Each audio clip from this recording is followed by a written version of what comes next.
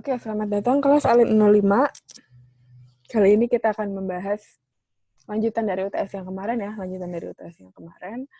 Kita akan bahas mengenai basis dan dimensi, di mana dalam menentukan basis dan dimensi kali ini akan dibutuhkan kembali pengetahuan dan kemampuan yang kemarin sudah didapatkan untuk mengetahui apakah suatu subvektor, apakah dia bebas linear atau tidak, dan juga apakah dia merentangkan ruang di dimensi tersebut. Ya, itu kan kemarin bahasan sampai UTS ya. Di sini kita akan bahas lebih lanjut ya tentang dua hal ini. Bagaimana sih kita mengetahui basis dari suatu sistem koordinat dan juga dimensi dari suatu sistem. Nah, kita akan coba bahas dulu dari yang namanya basis. Basis ya. Untuk basis, kita tahu bahwa selama kita membicarakan vektor, kita tidak akan lepas dari suatu sistem koordinat ya. Jadi sistem koordinat itu dia punya sumbu-sumbu ya. Dia punya arah dan dia juga punya titik asal ya. Sistem koordinat dia punya sumbu, dia punya arah dan juga dia punya titik asal. Nah, biasanya kan kita membicarakan sistem koordinat ini sumbu-sumbunya adalah XY atau XYZ gitu ya. Dimana sebenarnya sumbu-sumbu koordinat ini adalah sebagai acuan bagi titik-titik yang lain yang ada di dalam koordinat tersebut. Nah, vektor-vektor acuan inilah yang sebenarnya bisa kita katakan sebagai basis ya. Sebagai basis. Jadi, misalnya ya, saya punya sistem koordinat di 2 dimensi ya. Sistem koordinat di 2 dimensi biasanya kan digambarkannya langsung sebagai di bawahnya X ya. Kemudian dia tegak lurus dengan Y gitu ya. Nah, gimana kalau kemudian kita pengennya yang menjadi dasar dari sistem koordinat sumbu-sumbunya ini adalah vektor gitu ya. Jadi di sini kita punya misalnya V1 ya, kita ganti X-nya dengan V1 dan Y-nya kita ganti dengan V2. Jadi sumbu-sumbunya adalah sebuah vektor gitu ya, di mana vektor-vektor ini memiliki arah ya, syarat sistem koordinat yang kedua, dan titik temunya ini adalah titik asal dari sistem koordinat tersebut ya, titik temu yang ada di sini. Antara V1 dan V2 ini adalah titik asalnya. Katakanlah O ya, katakanlah O adalah titik asal. Nah, dalam hal ini, apabila kemudian titik-titik di dalam sistem koordinatnya adalah beracuan kepada vektor-vektor V1 dan V2, berarti V1 dan V2 bisa dikatakan sebagai basis dari sistem koordinat tersebut. Ya, saya berikan contoh ya. Misalnya saya punya vektor P ya, saya punya vektor P di dalam sistem koordinat yang sumbu-sumbunya di sini adalah V1 dan V2. Saya punya vektor P ya. Di sini misalnya ya vektor OP ya. Vektor OP. Ini titik P, dia ditarik dari titik O ya. Jadi di sini kita punya vektor OP. OP. Nah, misalnya juga si titik P ini koordinatnya adalah A, B. A, B.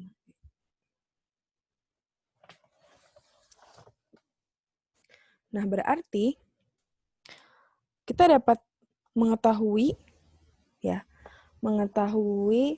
berapa sih vektor OP gitu ya. Besarannya gitu ya.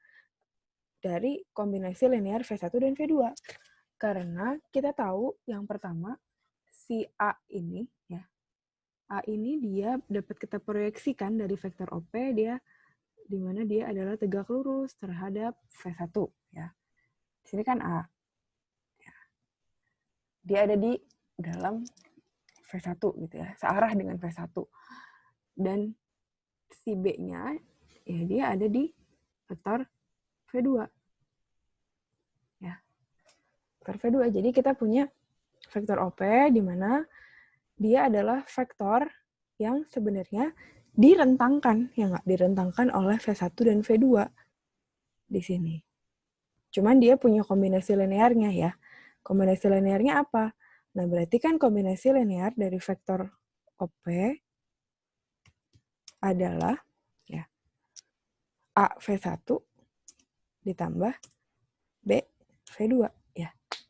Anggaplah di sini, oh ya, saya tadi lupa bilang bahwa si V1 dan V2 di sini untuk memudahkan pemahaman kita ke depannya, karena dia basis gitu ya, dianggap di sini bahwa panjang V1 dan V2 untuk ilustrasi di sini adalah 1 ya.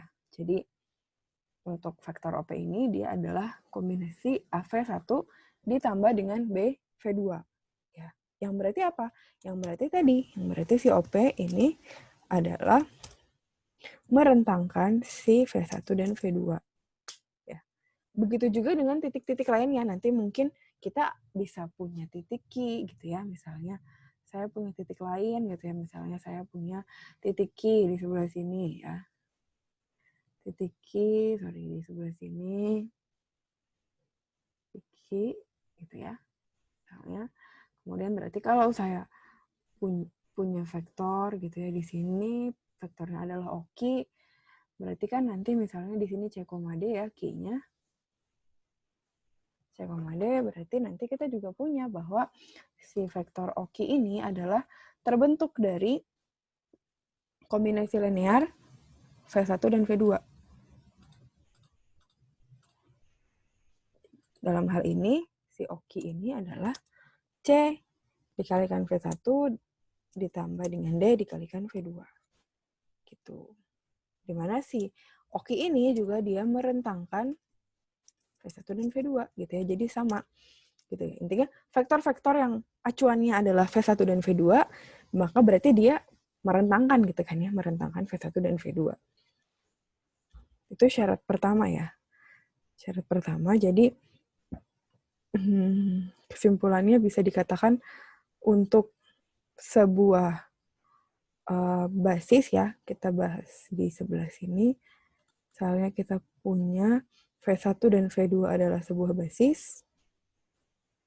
Ya, saya bahas di sebelah sini. Misal V1 dan V2 basis dari ruang 2 dimensi ya, berarti. Yang pertama pasti V1 dan V2 dia harus bisa merentangkan di R2 gitu ya. Dia bisa membuat vektor-vektor lain merentang di S2, di ruang berdimensi 2 tersebut. Itu syarat pertama. Dan syarat kedua adalah kita dapat lihat bahwa V1 dan V2 ini nggak boleh mereka punya ketergantungan linear. Ya, jadi mereka nggak boleh dependen. Di sini V1 dan V2 harus benar-benar bebas linear. Karena mereka akan membentuk sumbu-sumbu dong. Jadi mereka nggak boleh yang namanya tergantung linear.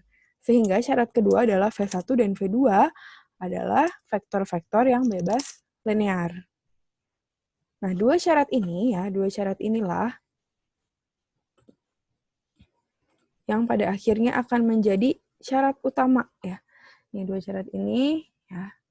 Dia menjadi syarat utama untuk kita menentukan apakah suatu set vektor merupakan basis dari suatu ruang atau bukan ya. Jadi ini pendahuluannya untuk kita menentukan suatu basis ya. Nah, kembali ke sini. Di sini saya akan berikan, nah ini ya tadi ilustrasinya. Jadi di gambar sebelah kiri kita lihat di ruang 2 dimensi ya.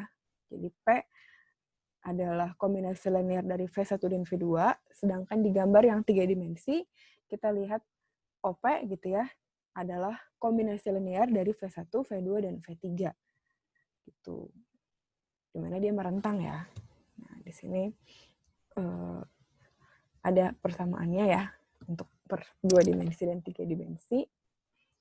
Kemudian berarti kita masuk ke definisinya. Tadi ya, ini yang sudah kita bahas juga. Jadi definisi yang ada, jika V adalah sembarang ruang vektor, kemudian kita punya suatu himpunan vektor ya, di mana himpunan vektor ini mau kita tes apakah dia basis untuk ruang vektor itu atau bukan. Jadi syaratnya tadi dua. Yang pertama, dia harus bebas linear. Yang kedua, dia harus merentang di dalam ruang tersebut. Oke, sampai sini ini baru definisi ya. Ini baru definisi.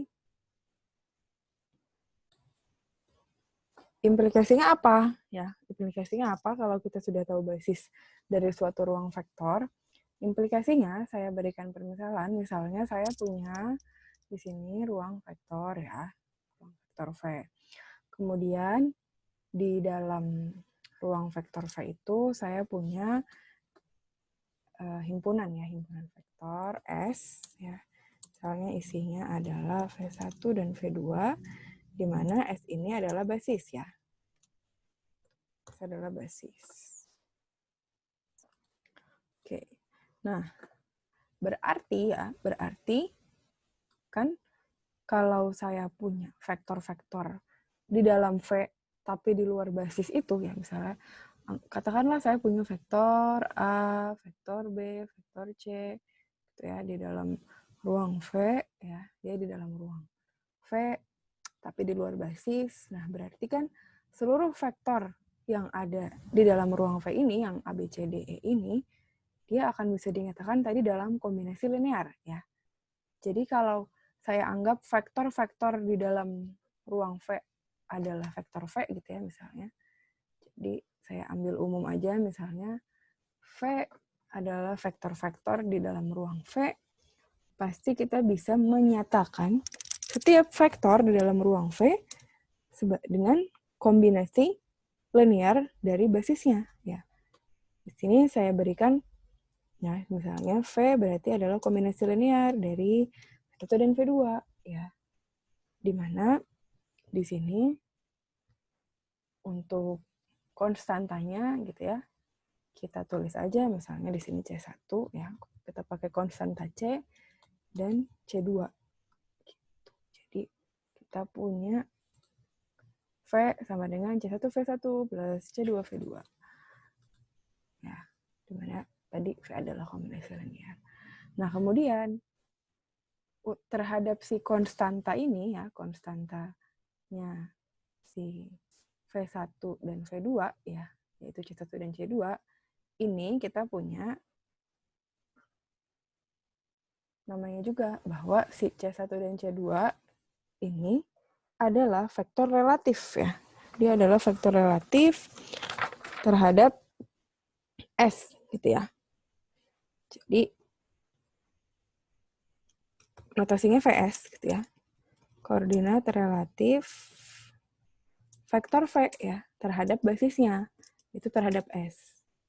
Jadi untuk hal ini koordinat relatif dari vektor V adalah C1 dan C2. Gitu. Nah, kita kembali tadi ke PowerPoint-nya. Nih ya.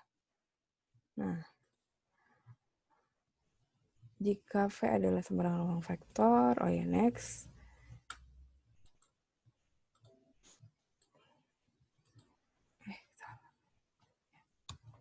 Nah ini, ya kita tahu bahwa seperti yang tadi saya coba paparkan ya, jadi kalau misalnya S adalah suatu basis, maka setiap vektor V bisa dinyatakan dalam bentuk kombinasi linear ya.